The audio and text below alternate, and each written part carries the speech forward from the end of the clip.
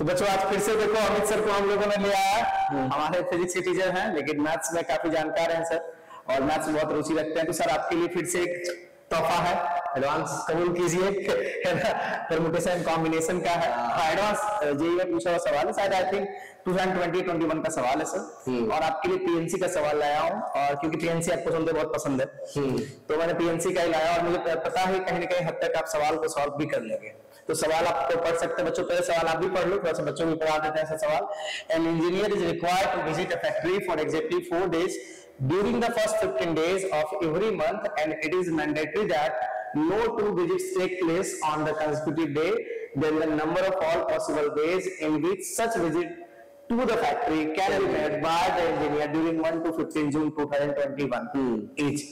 मतलब क्या बोला है सर कि 15 दिन अलॉट किया गया है, उसमें से 4 दिन ही जाना है और वो कंसेक्यूटिव में होना चाहिए। तो यहाँ तक तो आप समझ गए।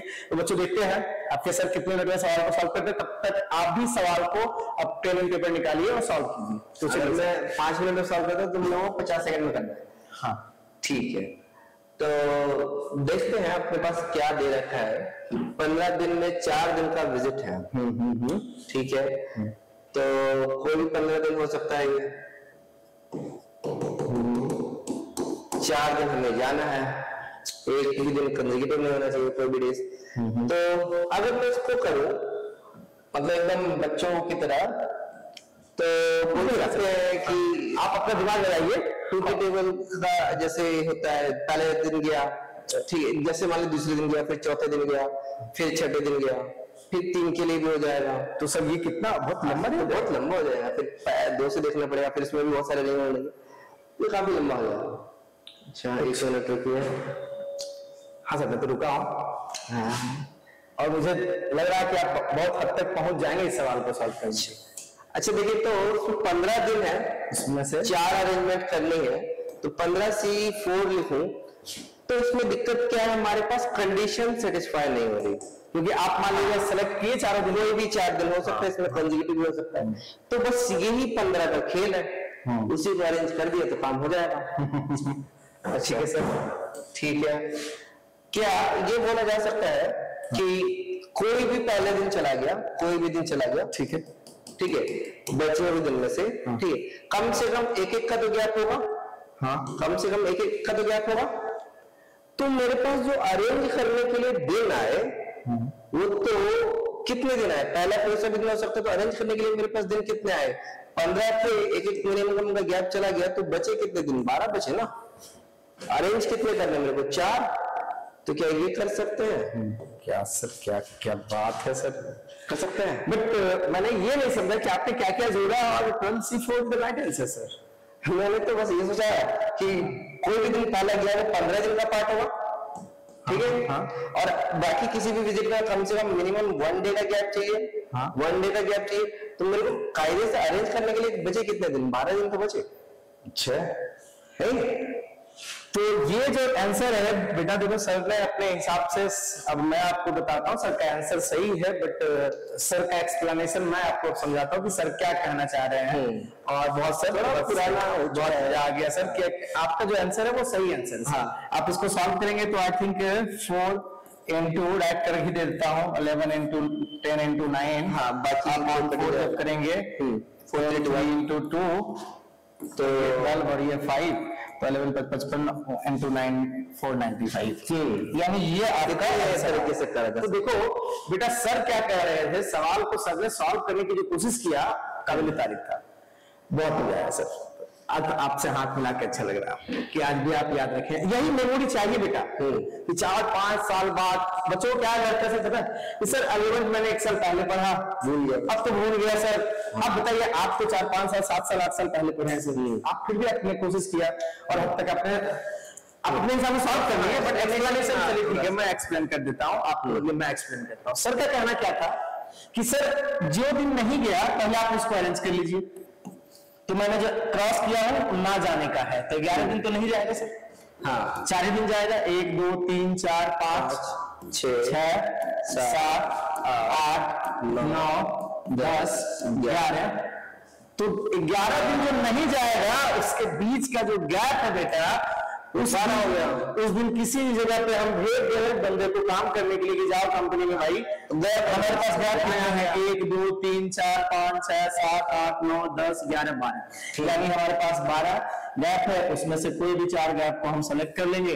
इतने तरीके से हम जा सकते हैं। मेरे को नाम याद नहीं आ रहा है। तो ठीक है, इसको कहते हैं सर गैप मैट्रिक्स बोलते हैं, कि जब किसी चीज को साथ ना रखना हो और इसके साथ वाली चीजें जिसको और भी कोई चीजें दी है पहले आप उसको अरेंज कर लीजिए। जैसे आप पढ़े हुए सर कि 2 बॉयज को कभी साथ में रखना, पहले आप गर्ल्स का अरेंजमेंट करते होंगे, गर्ल्स याद आ रहा, सेम होगी। अब देखो, लेकिन मैं इस सवाल को थोड़ा सा साइंटिफिकली बनाना चाहता हूँ। कैसे? मैं इस सवाल को थोड़ा सा प्यारा तरीके से सॉल्व करना चाहता हूँ। अब तरीका देख के तो मजा आएगा, झूम जाएंगे सर वो तरीका। और मैं अक्सर बच्चों को बोलता हूं कि तुम भी वही तरीके यूज करो। देखो बेटा, मान लो कि फर्स्ट विजिट किया उसने, सेकेंड विजिट किया उसने, थर्ड विजिट किया उसने और फोर्थ विजिट किया उसने। तो फर्स्ट विजिट जो किया सर, हो सकता है कि उससे पहले x1 डेज वो गया भी ना, हो सकता है गया ना हो, गया, यानी इस तरफ x1 डेज उसने नहीं गया। अब फर्स्ट विजिट और सेकंड विजिट के बीच में भी कुछ डेज का गैप होना चाहिए, x2, सेकंड और थर्ड x3 नाम रख देता हूं, फिर मैं x4 नाम रख देता हूं और लास्ट में मैं इसका नाम x5। अब समझिए ध्यान से, ये जो x1 है, मतलब हो सकता है कि इसमें थर्ड दिन गया, हो सकता है कि पहला दिन ही चला गया, वेरी गुड। यानी x1 जो हो सकता है कि एक भी दिन ना बचे, फर्स्ट दिन चला गया, हम एक से बड़ा x1 is greater than equal to 0। उसी तरह से x5 भी क्या हो सकता है, 15 डेज ही हो गए, तब तक लास्ट में कोई डे बचा नहीं, यानी x5 भी क्या हो गया sir, greater than equal to 0। लेकिन ये दोनों x2 x3 एक से बढ़ेंगे, हाँ एक से क्या हो जाएंगे बेटे, बड़े हो जाएंगे, क्योंकि फर्स्ट विजिट और सेकंड विजिट के बीच में कम से कम एक दिन का गैप होना ही चाहिए। तो हम क्या लिखेंगे, x2 x3 x4 must be greater than equal to 1। अब देखो बेटा ध्यान से, 4 दिन तो बंदे जा चुका है भाई काम करने के लिए, तो मेरे पास कितने दिन बचे सर, 11 दिन तो आइडेंटिकल है। मान लीजिए सर वो कॉइन है, हाँ क्या है, कॉइन है। बेगर्स मेथड का नाम सुने होंगे सर। तो ये समझिए x1 x2 x3 x4 और x5 जो है हमारे पास, और क्या है, कॉइन है, ये बेगर्स है। और बेज जो हमारा वो हमारा कॉइन है, यानी हमें बांटना है x1 x2 x3 x4 x5 में टोटल 11 कॉइन डिस्ट्रीब्यूट करना है। कंडीशन ये है सर कि x2 x3 x4 को एक कॉइन कम से कम मिलना चाहिए, क्योंकि दोनों के बीच का गैप क्या है, 1 और 2 और 3 3 और 4, एक दिन का तो गैप चाहिए ही चाहिए। तो मैं पहले एक कॉइन इसको दे देता हूं, तो ये बेगर्स खा पी के मोटा गया, इसका नाम हो गया x2 x3 x4 और x5। तो मैं 3 कॉइन दे दिया सर, जेब से मेरे पास 11 रुपए थे, तो 8 रुपए बच गए। अब सर किसी भी तरीके से हम 5 बेगर्स में अरेंज कर दें तो हमें कोई फर्क नहीं पड़ेगा, यानी नॉन नेगेटिव इंटीग्रल सॉल्यूशन के लिए हम इसको सॉल्व करेंगे तो होता क्या है सर, ये numbers of coins plus numbers of beggars -1 सी नंबर्स ऑफ बेगर -1। देखिए तो सर ये भी तो वही है, तो बढ़िया है। तो इस तरीके से सर सवाल को सबसे ज्यादा बेटर है, हाँ उस चीज से ज्यादा बेटर है कि अगर आप ऐसे सोच लेते तो ये तरीका क्या ना थोड़ा साइंटिफिकल लगा मुझे, तभी तो मैं इसका नाम बोला कि सर एक साइंटिफिकल तरीके आते हैं तो बंदा बोला हाँ वो फिर नहीं करने जाएगा, वो डायरेक्ट ये कर लेगा, और ये कर लेगा तो उसकी जरूरत भी आपको नहीं पड़ेगी। तो वो था एक सिंपल थॉट प्रोसेस। एक सवाल मैं आपके लिए और अरेंज किया हूँ सर, वो सवाल आप देखिए थोड़ा प्यार से सर। एक होटल है, 4 कमरे। देखो बेटा मैं फिर से रीड कर देता हूँ क्वेश्चन आपके लिए। In a hotel 4 rooms are available, 6 persons are to be accommodated in these 4 rooms in such a way that each of these rooms contains at least 1 person and at most 2 persons. Then the number of all possible ways in which this can be done. ये तो देखा देखा ही लग रहा है, ये भी देखते हैं। 4 कमरे हैं अपने पास, कम से कम कितने बंदे, हमारा 6 लोग हैं, है ना, एक में कम से कम एक तो जाएगा। इसका मतलब किसी न किसी में तो हमारे पास 2 बंदे डालने पड़ेंगे। इसमें एक चला गया, एक चला गया, एक चला गया, एक डाल दिया, फिर अगला मान लेते हैं एक कहीं भी चला गया, ठीक है। किस तरह से अरेंज करना है बेटा, तब तक आप भी करो सवाल को। ये सवाल बहुत ही प्यारा सवाल है ना। तो थोड़ा सा तो ये पिछला वाला आसान था, देखते हैं इसमें क्या करना है। यही सर जेई एडवांस में ये पूछा गया सवाल है, और आप इसमें थोड़ा सा दिमाग लगाइए तो सवाल बना सकते हैं। मेरे ख्याल से लगता है कि आप ये सवाल को भी सॉल्व कर देंगे। और बच्चे मैं आपसे उम्मीद करता हूँ कि आप भी ये सवाल सर के साथ साथ सॉल्व कर देंगे। तो 2-2 का पेयर और 1-1 का भी पेयर बना सकते हैं, बना सकते हैं। यहाँ पे हमने 2 का पेयर 1-1 का पेयर बनाया, 2 का पेयर फिर 1 का। अभी किस रूम में जाएगा ये भी हमें मालूम नहीं, तो यहाँ पे ऑर्डर मैटर में करके किसी भी रूम में हम डाल सकते हैं। हाँ, तो क्या किया जाए, यहाँ पे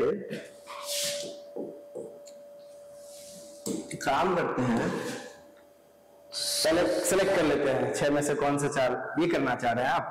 सोच तो मैं वही रहा हूँ, 6 तो लोग हैं हमारे पास, ठीक है, पर दिक्कत क्या है कि सिलेक्शन 4 है। ठीक है, 6 में से 4 को पहले आप सेलेक्ट कर दिए कि भाई तुम लोग एक रूम में जाओ। अब बच गए 2 बच्चे, ठीक है, अच्छा अब बच गए 2, वो तो किसी भी रूम में रह सकते हैं, तो आपके पास 4 रूम अवेलेबल है ना, आप उसके लिए नहीं कर सकते। नहीं तो गलत हो जाएगा। अच्छा, ये तो गलत लग रहा है मुझे देखने में। सर अब प्लस नहीं कर सकते ना, अभी तो आप 4 ही लोगों को अरेंज किया है, 2 और बाकी है। अब हाँ सोचिए थोड़ा सा। 64 की आपने पर्सन को सेलेक्ट कर लिया कि 1 बाय 1 हमें रूम में डालना, ठीक है, मान लीजिए। अच्छा, और बच गए 2, उनको किसी भी रूम में डाला जा सकता है ना? किसी भी रूम में। 4 रूम है आपके पास सर, तो ठीक है। अच्छा, फिर दिक्कत क्या है यहाँ पे, अभी 2 बच्चे और बचे हैं सर, मतलब 2 बंदे और बच्चे हैं, दिक्कत क्या है? अच्छा, आप बच्चों को बताइए कि आपने भी क्या क्या सोचा है इसमें। मैं क्या सोच रहा था कि बताइए, 6 लोग 6 है तो इसमें 4 का हमने उसका सिलेक्शन कर लिया 64, अब बच गए 2, उनका सिलेक्शन हम कहीं किसी भी रूम में कर सकते हैं। पर उसका मतलब आपका कहना मैं बच्चों को समझाता हूँ कि आप जो हमको समझाना चाह रहे हैं, बच्चे सर क्या समझाना चाह रहे हैं कि सर मेरे पास 6 बंदे हैं, उसमें से मैं 4 को पहले सेलेक्ट कर लेता हूँ एक रूम में भेजने के लिए, ये ना सर, है ना, यानी 64 और 4 जगह को उसको अरेंज करना, तो उसके 4 फैक्टोरियल बच गए सर। 2 बंदे तो 2 बंदे के लिए आप क्या करेंगे? हाँ, तो 2 बंदे के लिए क्या करना है, वही सोचने वाली बात है। यानी 2 बंदे कौन से रूम में जाएंगे, क्योंकि 4 रूम उसके लिए, उनके लिए भी तो 4 तरीके हो सकते हैं, उनके लिए भी 4 तरीके हो सकते हैं। अच्छा, 64 कितना आएगा जरा देखो ना, कितना आ जाएगा ये, कैलकुलेट कर लीजिए, 3 हो जाएगा क्या आएगा, तो 6 फैक्टोरियल और 2 फैक्टोरियल इंटू 4 फैक्टोरियल, 1 तो चला ही गया, ठीक है। तो हमारे पास बचा क्या, 6 4 3 2 1, 2 से 2 चला गया, तो कितना हो गया हमारे पास, 72 आई थिंक है, 72 है। हाँ, अब बचे कितने हैं, 4, अभी 2 बच्चे आपके पास बाकी हैं, 2 बच्चे बाकी हैं। तो उनका अरेंजमेंट कैसे किया जाए, क्या यहाँ पे फिर से 4 फैक्टोरियल से मल्टीप्लाई करना सही रहेगा? क्यों सर 4 से क्यों करोगे? क्योंकि जो बचे 2 बंदे हैं उसको तो किसी भी रूम में रख सकते हैं, तो 4 में से रूम आप सेलेक्ट करेंगे ना। हाँ, रूम भी सिलेक्ट 4C2 होगा ना सर, आपके हिसाब से 4C2 होगा। हाँ, 4C2 सर आप लिखिए 4C2 हो गया, मैं लिख देता हूँ 4C2 आप कह रहे हैं, तो आपने रूम चूज कर लिया, आप उस रूम में दोनों को अरेंज करेंगे, तो समझ लीजिए 2 फैक्टोरियल से मल्टीप्लाई, हाँ 2 फैक्टोरियल से मल्टीप्लाई करेंगे, तो ये भी अपना हो गया कितना, 4 factorial over 2 upon 2 factorial into 2 factorial, हाँ तो 2 फैक्टोरियल, हाँ 2 फैक्टोरियल बचा, तो ये कितना हो जाएगा, तो अपना 72 हो गया, 72 इंटू 12 हो जाएगा मेरे ख्याल से, 72 इंटू 12 हो जाएगा, तो कितना आ जाएगा ये, 4 1 20 2 और 7, यही होगा, देख लीजिए जरा।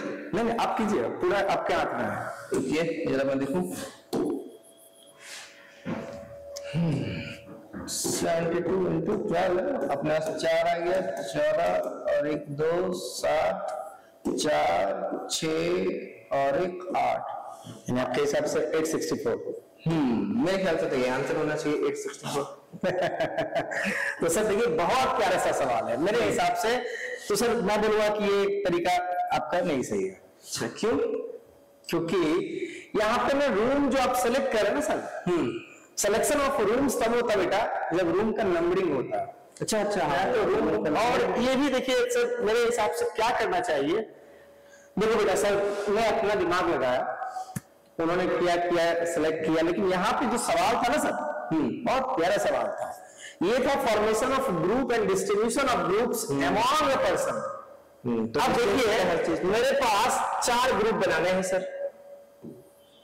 मेरे पास 6 बंदे का 4 ग्रुप बनाने के लिए क्या करना होगा सर?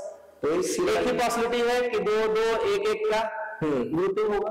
हाँ, यानी टोटल ग्रुप बना, नंबर ऑफ ग्रुप्स क्या होगा sir? 2 factorial 1 factorial into 1 factorial, और दोनों ग्रुप साइज क्या सेम है तो इसके लिए 2 फैक्टोरियल और इसका भी सेम है तो इसके लिए 2 फैक्टोरियल। और देन आफ्टर अब मैंने 4 ग्रुप बना लिया बेटा, 2-2 लोगों का और 1-1 लोगों का। अब उसको मैं 4 बॉर्डर पे भेज दे रहा हूं, यानी 4 रूम में डिस्ट्रीब्यूट कर दे रहा हूं। तो जब ऐसे आप करेंगे ना सर तो क्या होगा, तो इसका कैलकुलेशन होगा 6 factorial 6 into 5 into 4 into 3 into 2, फिर 4 के लिए मैं लिख देता हूं 4 3 2। अब यहाँ पे मेरे पास है 2 and 2, 4 को पहले इससे ला दीजिए, 2 जो है वो भी ला दीजिए। तो सर यहाँ पे जो हमारे पास 30 into 12 30 into 36 हो गया ना, और यहाँ पे 3 बार भी बाकी है 12 into 3 है ना। तो ये हो गया हमारा सर 90 into 12 हो गया, ये 90 into 12 हो गया सर। और बड़े नंबर 1080 हो गया, 1080 हो गया। हाँ, तो इस तरीके से सॉल्व करना था बेटा, ग्रुप थ्योरी लगा के। हाँ, ग्रुप थ्योरी लगाना था सर। तो बेटा देखो ये सवाल बहुत ही प्यारा सवाल था, और हम लोग क्या करते हैं बेटा, हमने लोग सर ने भी सोचा, उन्होंने क्या सोचा कि पहला 4 रूम है, लेकिन आप जो 4 रूम सोच रहे थे ना सर, आप रूम की नंबरिंग नहीं है यहाँ पे। देखिए इसमें भी मैं बताता हूँ, अगर आपने ये सोचा बेटा, आपने भी ऐसा सोचा, तो सर के जो थिंकिंग था उसके अकॉर्डिंग मैं बता रहा हूं क्या करना चाहिए। सर आप कल कैलकुलेटर ले लीजिए, क्योंकि फास्ट थोड़ा सा कैलकुलेट करके भी दिखाना पड़ेगा। सर ने बोला कि 6C4 पहले मैंने बंदों को सेलेक्ट किया, फिर मैंने उसको 4 जगह अरेंज कर दिया, फिर मैं क्या किया कि 4C2 मैंने रूम को सेलेक्ट किया। अब वो किसी भी 2 रूम में जो 2 बंदे जाएंगे वो एडजस्ट होंगे इतने तरीके से। आपका कहना यही था ना कि सर 4C4 पहले आप सेलेक्ट कर लीजिए कि इसमें से 6 बंदों में से कौन सा 4 बंदा जाएगा, अब वह 4 बंदा किसी रूम में एडजस्ट होगा। तो 6C4 into 4 फैक्टोरियल, फिर 4C2 into 2 फैक्टोरियल इसलिए किया। ये था सर का कैलकुलेशन 864 है ना। इसे कैलकुलेट करिए तो सर तो कितना आ रहा था, 6C4 की वैल्यू आ जाती थी 6 into 5 into 4 को रखने की कोई जरूरत है ना सर, कि 4 फैक्टर नीचे आएगा, अपॉन मैं 2 कर देता हूं सर। फिर यहाँ पे आ रहा था 24 सर, 4C2 आएगा 4 into 3 upon 4 सर, है ना, अपॉन 2, और यहाँ पे आएगा 2 से कैंसिल हो गया। देखिए ये आएगा आपका सर 30 into 12 30 into 12 into 12, ठीक है ना सर। तो 30 into 144 कीजिए सर पहले आप, 4320 4320 आ गया सर। अब देखो बेटा सर ने क्या गलती किया, आप थोड़ा सा कैलकुलेशन का मिस्टेक किया होगा। अच्छा, तो इस जगह पे सर के अकॉर्डिंग ये आया कि सर पहले बंदों को सेलेक्ट कीजिए, 4 रूम में अरेंज कर दीजिए, 4C2 लिखिए, फिर रूम को आप क्या कर रहे थे, सेलेक्ट कर रहे थे। हमें यहाँ पे क्या कह रहे हैं बेटा कि मेरे लिए रूम का नंबरिंग मैटर नहीं करता ना सर। तो मेरा जो हुआ 4 कैलकुलेशन गलत हो गया। अच्छा, यानी एक ही चीज को मैंने 4 दफा अरेंज कर लिया। अब देखिए तो सर 4 3 आ जाएगा, अभी तो कितना आ जा रहा है सर, 1080 आ जाएगा। 58 हो जाते 32, तो 4 से डिवाइड कर देते तब जाके मेरा आंसर। तो आपका भी थॉट सही था, बट नंबरिंग नहीं था हमारे पास। हाँ, तो हमने क्या कर दिया, यानी हम एक ही चीज को 4 बार कैलकुलेट कर लिया। तो बेटा आज मजा आया। अगर आप लोगों को सर के साथ ऐसे ही हम लोग आते रहेंगे, आपस में डिस्कस करेंगे, दिखाएंगे। ठीक है, मैं आपके साथ फिजिक्स, मेरी भी फिजिक्स थोड़ी मोड़ी ठीक ठाक है, बट ऐसा नहीं है, फिजिक्स बहुत थ्योरेटिकल चीजें होती है सर। तो मैं तो बस बहुत होगा तो मैं थोड़ा मोड़ा हिंट कर पाऊंगा बच्चों को। मैं भी देखो, हम लोग इसलिए ऐसा वीडियो बना रहे हैं ताकि आप अपने मेमोरी के बारे में सोच सकें। देखिए सर की मेमोरी आज भी इतनी है डेवलप कि सर चीजों को सोच पा रहे हैं। तो मैं चाहता हूं कि आप भी इनके जैसे सोचने की कोशिश कीजिए। एक बच्चा को बुलाया जाए क्या सर इसी सवाल के लिए? कल के लिए बच्चा के कल ठीक है सर, फिर मिलेंगे नेक्स्ट वीडियो में।